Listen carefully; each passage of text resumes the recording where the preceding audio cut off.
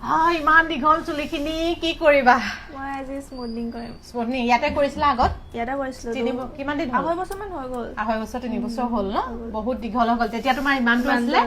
আৰু এতিয়া আৰু দীঘল কৰি আহিছে তাই চুলিখিনি আজি ৰিজাল্ট চাই কিন্তু মজা লাগিব হয়নে তোমাৰ গ্ৰোথ কিবা কমিছে নি নাই কমা গ্ৰোথ নাই কমা ঠিকে আছে তো ইয়াত আগত এবাৰ কৰি বা এবাৰ দুবাৰ কৰাৰ পিছত যেতিয়া আকৌ আহে তেতিয়াহ'লে আমাৰ কাৰণে বহুত ভাল লাগে মানে তো ৰিজাল্টটো চাই লওঁ কি হয় হয়নে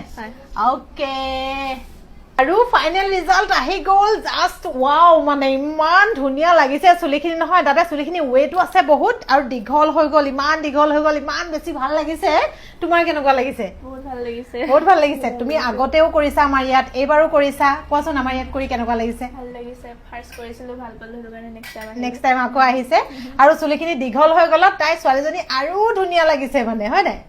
আজি চুলিখিনিৰ ৰিজাল্ট চাবলৈ আমি বহুত বেছি এক্সাইটেড হৈ আছিলো মানে একদম যেতিয়া কাম ফিনিছ হ'ব তেতিয়া কেনেকুৱা লাগিব আৰু একেবাৰে ৱাছ কৰাৰ পাছত দেখাইছো এইটো ফাইনেল ৰিজাল্ট